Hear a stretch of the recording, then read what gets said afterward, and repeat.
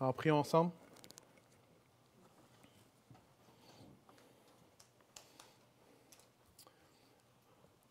Père éternel, on vient devant toi, Seigneur, et on s'humilie devant toi, on se plie devant toi. On réalise encore une fois, Seigneur, à quel point que tu es un bon Dieu. Seigneur, que tu prends soin de nous, Seigneur, que tu nous supportes, tu nous transformes, tu nous fortifies. Tu nous amènes, Seigneur, à la destination qui est un jour te voir face à face, Seigneur, et on te glorifie pour ça. Je te prie, Seigneur, que ce matin, Seigneur, le texte qu'on va voir puisse faire jaillir dans nos cœurs, Seigneur, l'espérance, l'espoir, Seigneur, qu'on peut avoir en toi. Seigneur, je te prie, Seigneur, pour chacun d'entre nous, Seigneur, qu'on te connaisse ou qu'on ne te connaisse pas, Seigneur, que ce matin, on puisse goûter, comprendre, que tu puisses nous faire redécouvrir à quel point que ton espérance est grande et glorieuse et nécessaire pour la vie. Je prie ça en ton nom, Jésus. Amen. Donner de l'espoir pour diminuer le stress chronique. C'est un article dans Le Devoir. Alors, l'article dit ceci. Le fait que les gens n'ont pas la moindre idée de ce que l'avenir leur réserve est un facteur important. Par exemple, des participants à ces études ont appelé en panique à un bureau parce qu'ils croyaient que la pandémie allait durer 20 ans. Elle constate également un stress chez les étudiants en première année d'université qui pensent qu'ils devront faire les 3 ans de leur baccalauréat à distance. Cela crée un stress chronique. Est-ce qu'il y a de l'espoir dans cette situation-là? Je vais citer François Legault, et ce n'est pas pour le critiquer, je vous le dis d'avance. Mais je pense qu'il fait quelque chose qui est vraiment intéressant, que plusieurs font. Alors François Legault admet qu'en définitive, ça a été un mauvais coup de sa part d'avoir ouvert les portes à des rassemblements à Noël dès la mi-novembre. Je ne suis pas parfait, il dit, puis je n'ai pas une boule de cristal. Au moment où j'ai proposé ce contrat moral, j'étais sincèrement convaincu que c'était possible, a-t-il plaidé, soulignant qu'il voulait alors, écoutez bien, que les gens aient de l'espoir. Et peut-être régler certains problèmes de santé mentale. C'est sûr que si c'était à refaire, je ne l'aurais pas fait. Dans la presse, un autre article dit Pfizer que son vaccin contre la COVID-19 réduirait 90% le risque de contracter la maladie. Suscitait mardi un immense espoir à travers le monde, la presse. Alors avant qu'on critique le premier ministre, parlons des vraies affaires, parlons des vraies choses. Je le comprends. Il veut essayer d'amener de l'espoir dans une situation qui est difficile. Mais ce n'est pas le seul qui fait ça. Tous les médias font ça. Ils essayent de nous faire voir que, OK, dans un vaccin, c'est ça l'espoir de la situation. Maintenant, prier pour un vaccin, je ne suis pas contre ça. Mais ce que je suis en train de dire, c'est qu'ici, on voit que les médias, le premier ministre, les autres gouvernements autour du monde, ils veulent donner de l'espoir au peuple. Pourquoi? Parce que une chose qu'on peut constater dans la vie, c'est qu'il est important de passer à travers des temps difficiles.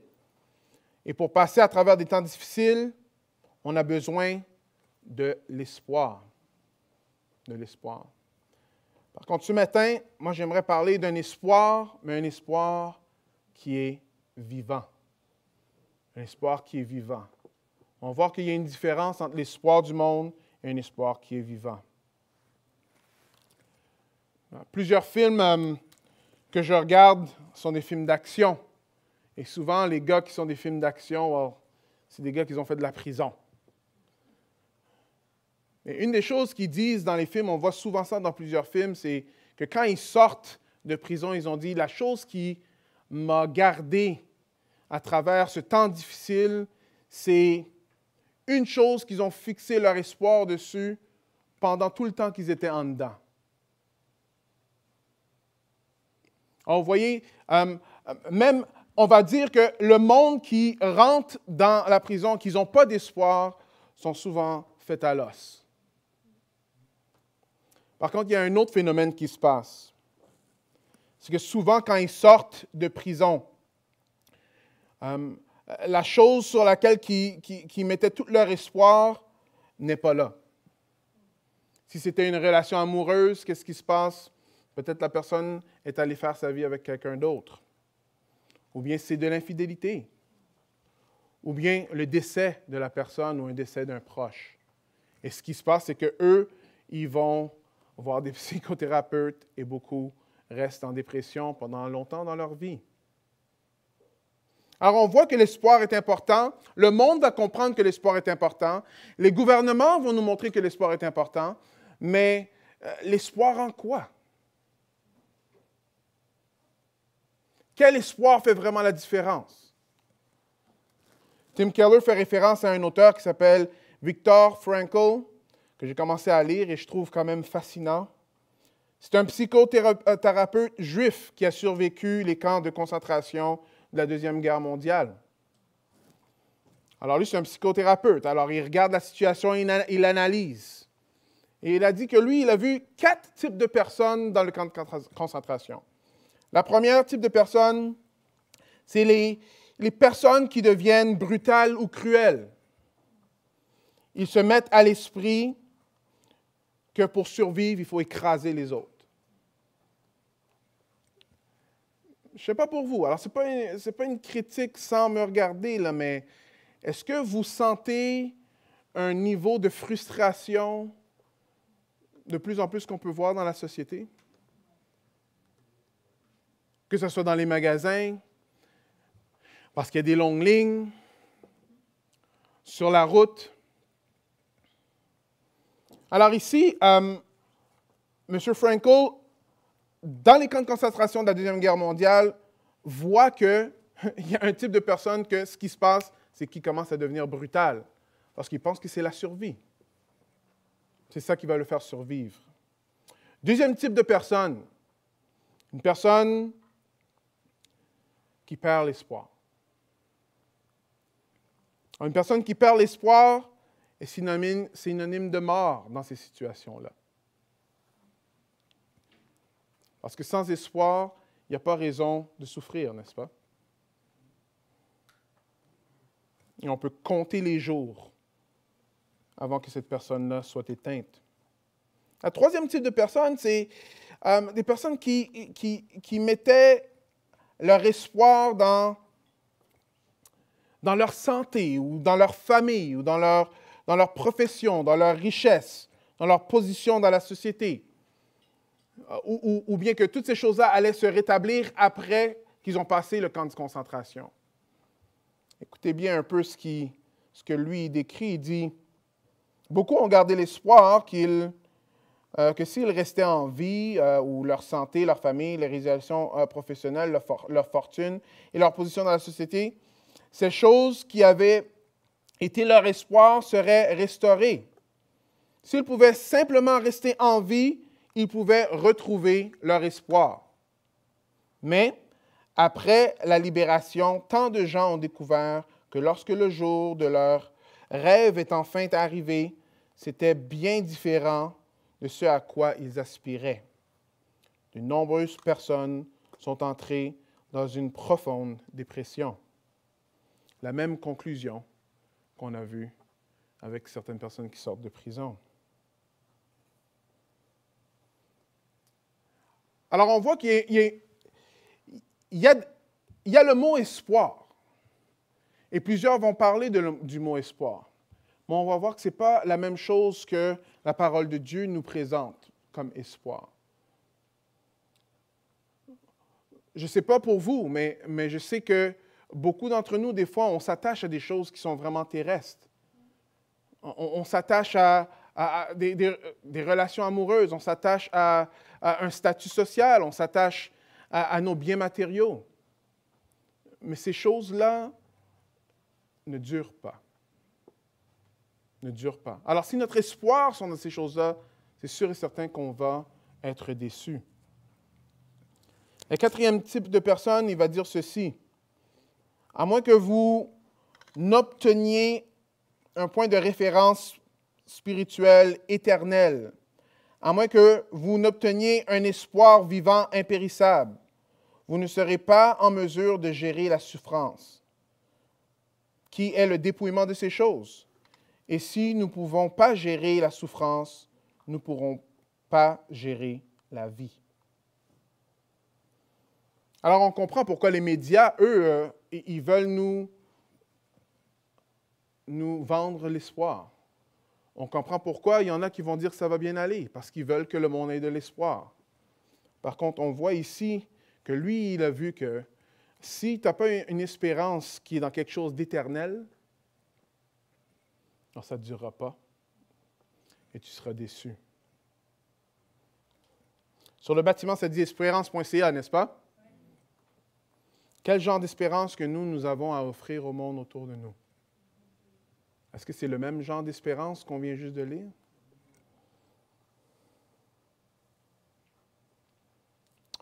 Allons voir dans 1 Pierre 3, 5. 1 Pierre 1, 3, 5. Nous allons voir ici que Pierre mentionne une espérance qui est vivante. Et c'est intéressant parce qu'il parle de l'espérance, parce que le monde qui sont en train de lire ce livre-là, c'est des personnes qui sont en train de souffrir. On voit qu'il y avait des employeurs qui étaient injustes, des maris qui n'obéissaient pas à la parole, le rejet dans la société, probablement même des gouvernements injustes, toutes sortes de souffrances. Alors, si vous voulez être inspiré ou juste plein d'espérance, je vous suggère le livre de 1 Pierre. C'est écrit dans ce contexte-là. Alors, il va dire ceci, « Béni soit le Dieu et le Père de notre Seigneur Jésus-Christ, qui, selon sa grande miséricorde, nous a régénérés par la résurrection de Jésus-Christ d'entre les morts pour une espérance vivante, pour un héritage qui peut ni se corrompre, ni se souiller, ni se flétrir, et qui vous est réservé dans les cieux, à vous qui êtes gardés par la puissance de Dieu, par la foi, en la puissance de Dieu par la foi, pour le salut prêt à être révélé dans les derniers temps. » Alors, ce texte-là nous dit que l'espérance vivante nous est donnée grâce à la résurrection de Jésus-Christ. Alors,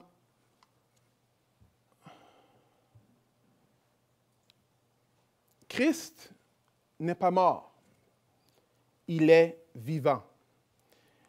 La résurrection fait une énorme différence dans notre marche chrétienne. Pour vous dire la vérité, la résurrection fait une énorme différence dans le monde entier. Parce que vous voyez, si Jésus-Christ est mort et Dieu l'a ressuscité des morts, ça change la donne pour tout le monde. Ça veut dire que Dieu, lui, il est capable de ressusciter les morts. Pour un chrétien, nous, ça nous donne énormément d'espérance. Pourquoi? Parce que si Jésus-Christ est mort et ressuscité, alors qu'est-ce qui arrive? Ça veut dire que nous, on a l'espérance de ressusciter comme Jésus-Christ. Et on peut baser notre espérance sur quelque chose qui est sûr, la résurrection de Christ. Mais vous savez, s'il n'est pas ressuscité, s'il est mort, s'il est toujours mort, chacun de nous, on meurt dans nos péchés. Il n'y a pas d'espoir pour personne. Jésus-Christ est venu et il a changé la donne pour tout le monde. Mort et ressuscité. Maintenant qu'il y a la mort et qu'on peut ressusciter de la mort, alors il y a de l'espoir que nous, on ne va pas mourir éternellement, mais qu'on va vivre avec notre Sauveur et notre Seigneur Jésus-Christ. Amen. Une personne qui avait perdu l'espoir dans sa vie C'était la personne qui a écrit cette lettre. Son nom, c'est Pierre. Tous les disciples ont quitté Jésus quand Jésus-Christ est allé sur la croix.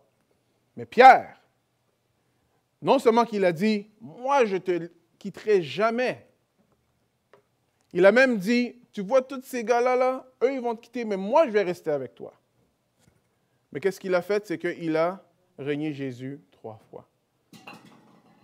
Et on a vu que dans le texte, il est parti en pleurant. Il était détruit.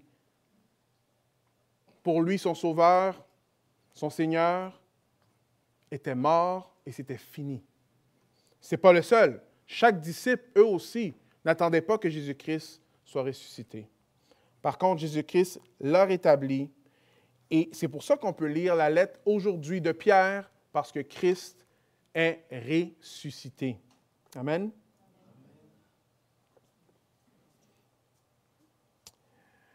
Alors, on voit que les disciples, eux, ils allaient d'une certaine façon, ils étaient tous sans espoir, et maintenant, ils sont devenus pleins d'espoir. Et ça, c'est à cause de la résurrection de Jésus-Christ. Il est vivant, il est avec nous, il ne nous lâchera pas, et tu peux lui faire confiance. As-tu besoin d'espoir ce matin? J'ai une bonne nouvelle. Jésus-Christ est mort et il est ressuscité. Il est vraiment ressuscité. C'est pour ça qu'on a la Bible d'aujourd'hui. C'est pour ça qu'on a le Nouveau Testament. C'est du monde qui sont là pour témoigner que Christ est ressuscité des morts. Vous savez, Pierre a fait un sermon et après qu'il a fait ce sermon-là, il y a 3000 personnes qui sont venues à l'Évangile d'une shot.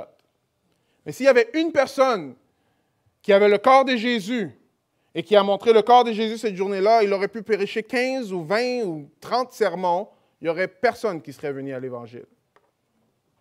Parce que l'espoir d'un chrétien est lié avec la résurrection de Jésus-Christ. Parce que Christ est ressuscité, on peut avoir l'espérance qu'un jour, nous aussi, on ressuscitera avec lui. On ressuscitera avec lui. Parce qu'il est vivant, notre espérance est vivante. Parce qu'on voit qu'on parle d'une espérance qui est vivante. Ça dit aussi que Dieu nous a régénérés. Alors, quand on a cette espérance-là, on est né de nouveau. On est né de nouveau. Regardez comment Ézéchiel va le dire. Pas mon fils, même si j'aime mon fils. Ézéchiel va dire ceci. Je vous donnerai un cœur nouveau. Je mettrai en vous un esprit nouveau. J'ôterai de votre chair le cœur de pierre et je vous donnerai un cœur de chair. Une transformation totale, un cœur différent. Parce que vous voyez, avant qu'on devienne une nouvelle créature, on a différents désirs, différentes attentes, différentes aspirations dans la vie. Avant que Christ est venu me sauver, j'avais d'autres aspirations, d'autres choses qui faisaient ma joie. Mais une fois sauvé, ma joie, mes aspirations ont été pour lui et pour lui seul. On est né de nouveau. C'est important ça pour l'espérance, frères et sœurs. Parce que si nos aspirations dans la vie, si nos désirs dans la vie sont toujours attachés aux choses charnelles, on va être déçus. Pour avoir cette espérance qui transcende n'importe quelle situation, ça doit être l'espérance de Dieu, l'espérance d'être avec lui. Regardez comment que Paul va le dire dans Galates. Je suis crucifié avec Christ.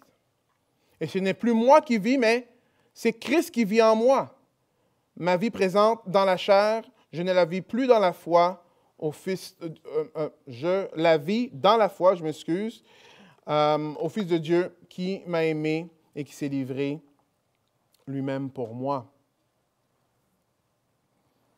Regardez ce que le psalmiste va dire.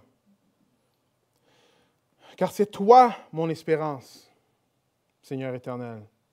Ma confiance est en toi dès ma jeunesse. Alors, qu'est-ce qui est l'espérance d'un chrétien? Le Seigneur lui-même. Le Seigneur lui-même. Vous savez, on a l'assurance d'être face à face avec Dieu à cause que Christ est mort et ressuscité. N'importe qui met sa confiance en Jésus-Christ peut avoir cette même espérance-là, qu'un jour, face à face avec Dieu, on va vivre pour l'éternité. Pas éloigné de lui, pas sans espoir. Il y a certains auteurs qui ont dit que l'enfer, c'est une place qui a zéro espoir.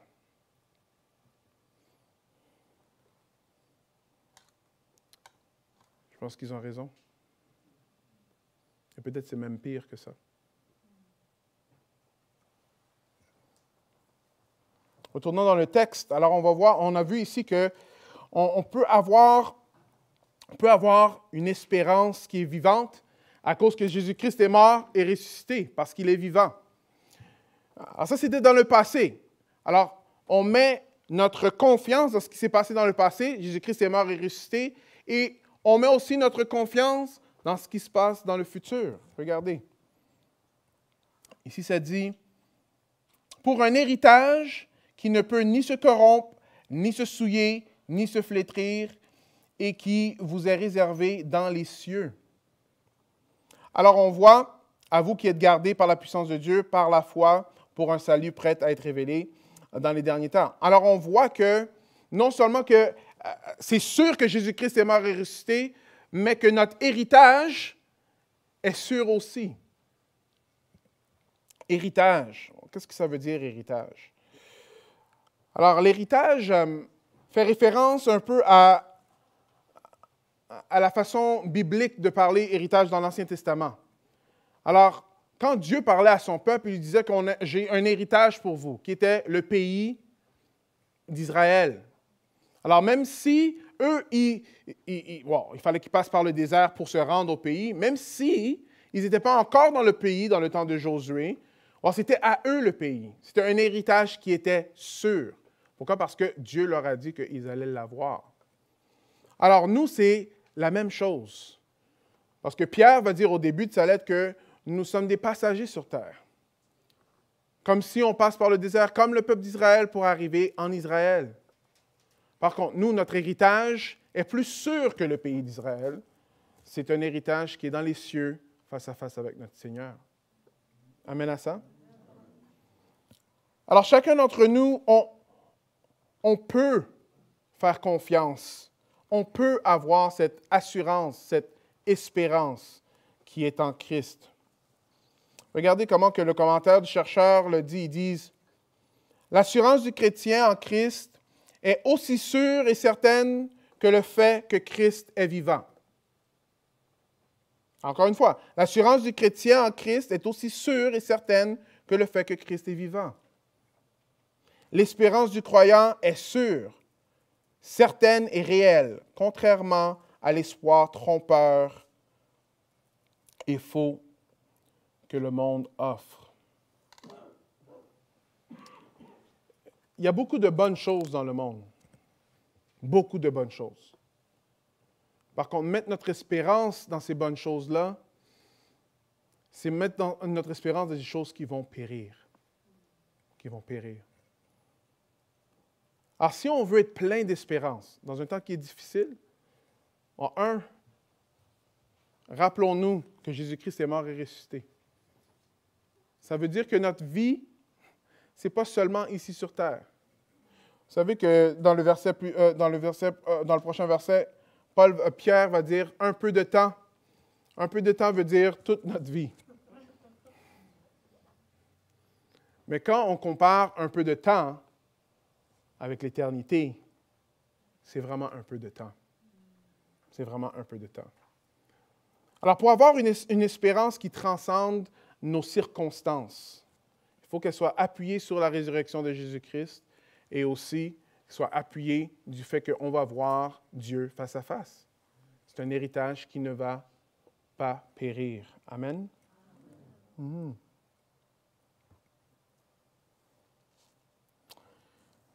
Un texte intéressant dans 1 Corinthiens 15, 19 dit ceci. « Si c'est seulement pour la vie présente que nous avons mis notre espérance dans le Christ, nous sommes les plus à plaindre des hommes. » Parce que ce n'est pas juste pour cette vie ici qu'on a mis notre foi en Jésus-Christ, c'est pour la prochaine vie aussi. Rappelez-vous de ça. c'est important que notre façon de voir la vie n'est pas seulement une façon qui est terrestre. Il faut qu'on comprenne que la vie terrestre a un temps et il y aura une vie céleste. Il y aura une vie céleste. Deuxième, ça dit, ça le dit là.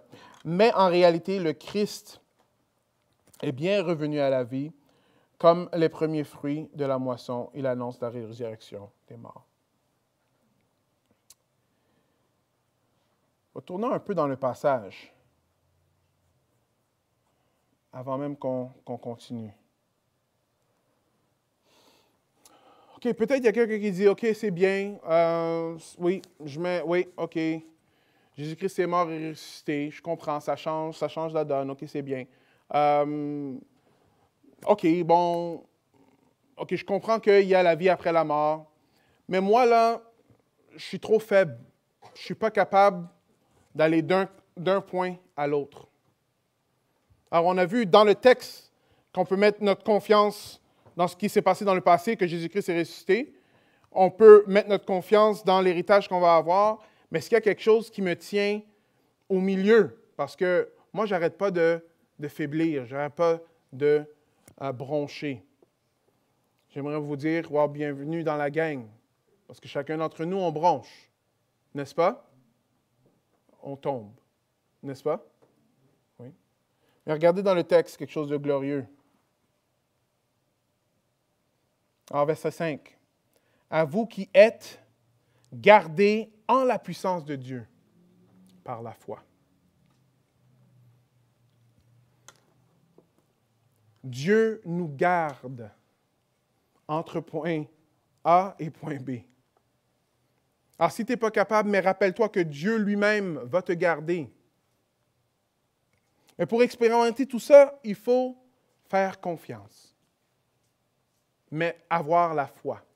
Maintenant, qu'est-ce que tu veux dire la foi? Est-ce que tu veux dire essayer fort de prier et juste essayer le plus possible d'avoir la foi? Alors ça, c'est un autre concept qui est mal compris des fois. La foi, j'ai déjà donné cet exemple-là, mais je vais le redonner encore. La foi biblique n'a pas à faire avec la ferveur dans laquelle que tu fais confiance, mais dans l'objet de la foi. En qui tu fais confiance? En quoi tu mets ta confiance? Alors l'exemple, c'est ceci. Si je marche l'hiver sur de la glace qui est mince, qu'est-ce qui va se passer? Sur un lac. Je vais tomber dans l'eau. Right? OK. Alors, si je marche sur un lac, mais sur la glace qui est très profonde, qu'est-ce qui va se passer? J'espère que personne ne va dire que je vais tomber dans l'eau. OK? Alors, je vais rester dessus. Vous voyez, dans les deux situations, j'ai mis ma foi. J'ai eu de la foi dans les deux situations. Dans la première situation, j'ai eu de la foi dans la glace qui est mince. Dans la deuxième situation, j'ai mis ma foi dans la glace qui était épaisse. Ce qui fait la différence dans la foi, c'est l'objet de ta foi.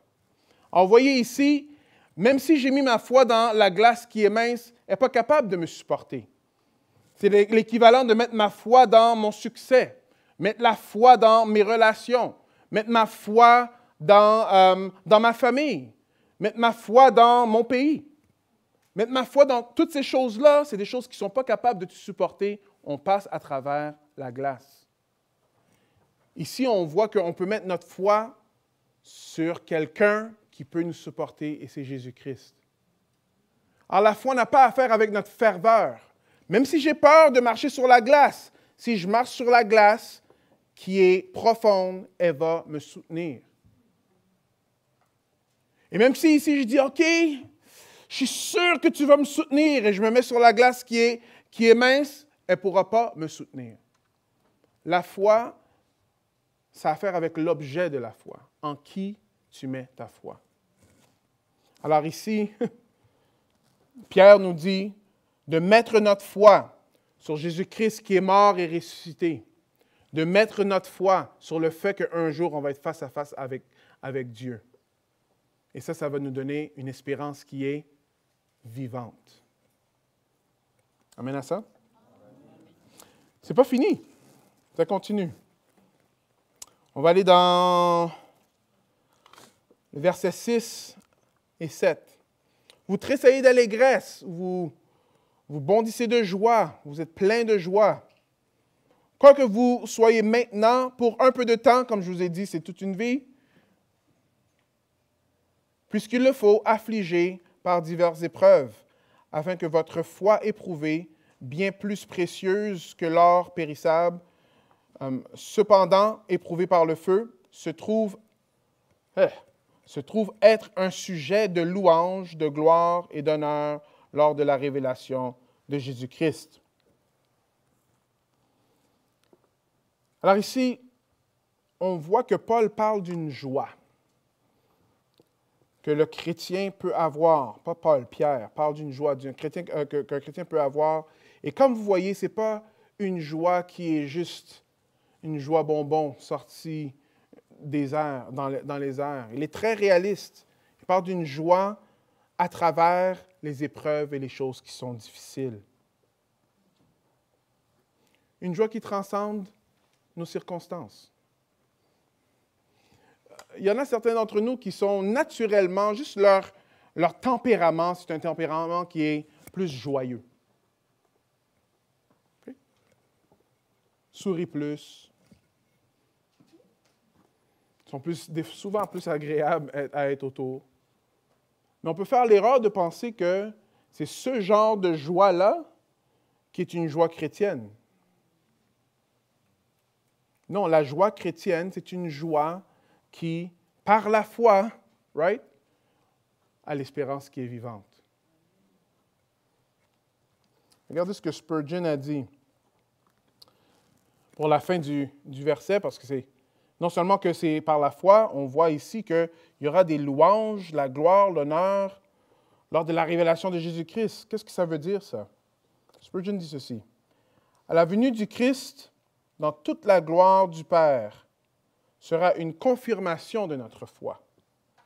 Alors, tous les hommes diront que les croyants étaient finalement des personnes sages et des personnes prudentes. Ceux qui croient en Jésus peuvent être appelés des imbéciles aujourd'hui, mais les hommes penseront autrement quand ils les verront briller comme le soleil dans le royaume du Père. Encore une fois, le point ici, c'est qu'on a une espérance. Et l'espérance est plus grande que nos circonstances. On sait que les choses deviennent un peu longues, sinon pas vraiment longues. Certains d'entre nous même ont perdu des emplois. Certains d'entre nous, c'est la santé ou des personnes qu'on connaît. Par contre, ce qui va nous faire briller, c'est l'espérance qu'on peut avoir en Jésus-Christ. Parce que cette espérance-là, il n'y a rien qui peut la shaker. Si la puissance de Dieu qui a ressuscité Jésus-Christ des morts est vraie, alors cette puissance-là est assez forte pour nous garder jusqu'à ce qu'on va le voir face à face. Jusqu'à ce qu'on va le voir face à face. Quelqu'un peut se poser la question, oui, OK, je comprends tout ça, là, mais qu'est-ce que je fais? Et Pierre va dire ceci, vous l'aimez sans l'avoir vu, sans le voir encore, vous croyez en lui et vous tressaillez d'une allégresse, encore d'une joie indicible et glorieuse, en remportant pour prix de votre foi le salut de vos âmes. Alors, comment faire? Voir, c'est en aimant Jésus. Mais ce n'est pas difficile d'aimer Jésus. Je vais vous expliquer pourquoi. Parce qu'il vous a aimé le premier. Il est descendu sur la terre. Il a souffert. Il a été crucifié. Il est mort. Il est ressuscité. Il nous prépare une place. Ce qu'il nous demande de faire, c'est de mettre notre confiance en lui. Est-ce que Jésus est précieux pour toi?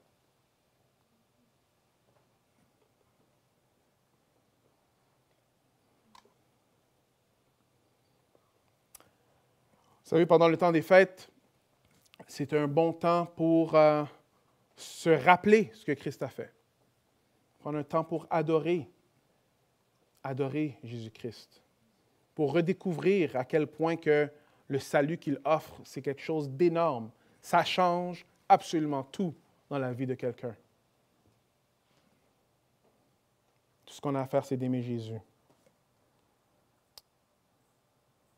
Alors maintenant, le dernier texte dit ceci. Les prophètes qui ont prophétisé au sujet de la grâce qui vous était destinée ont fait de ce salut l'objet de leur recherche et de leur investigation. Ils se sont... Excusez-moi. C'est pas COVID. OK. Ils se sont appliqués à découvrir à quelle époque et à quelles circonstances se rapportaient les indications de l'Esprit du Christ qui était en eux et qui d'avance attestaient des souffrances de Christ et la gloire qui s'ensuivrait. Il leur fut révélé que ce n'était pas pour eux-mêmes, mais pour vous qu'ils étaient ministres de ces choses. Maintenant, elles vous ont été annoncées par ceux qui vous ont prêché l'Évangile par le Saint-Esprit envoyé du ciel. Les anges désirent y plonger leur regard. Alors, juste pour terminer, si vous ne comprenez pas à quel point que l'espérance vivante que vous avez, c'est une affaire qui est énorme, mais il y en a d'autres qui savent que c'est quelque chose d'énorme. Alors, les prophètes de tout l'Ancien Testament, ils cherchaient, ils voulaient savoir quand est-ce que les promesses qui sont dans l'Ancien Testament se réaliseraient. Mais Dieu leur a dit, c'est pas pour vous, c'est pour nous que nous, on va découvrir quand est-ce que ces choses-là vont se réaliser. Et toutes les promesses de l'Ancien Testament sont réalisées en Jésus-Christ. Alors, les prophètes, eux, ils avaient hâte de savoir quand est-ce que ça allait se passer. Mais pas seulement les prophètes, les anges aussi. Alors, ce que Jésus-Christ a fait est tellement énorme. Dieu qui vient en homme, définitivement quelque chose d'énorme. Homme qui ressuscite, définitivement quelque chose d'énorme. En plus, à cause de ce sacrifice, chaque personne qui met leur confiance en lui sont sauvés pour l'éternité, face à face avec Dieu. Comme les anges. Les anges, eux, ils regardent et ils sont ébahis. Wow! Parce que vous savez, la rédemption, c'est juste pour les hommes, ce n'est pas pour les anges. Qui sommes-nous? N'est-ce pas?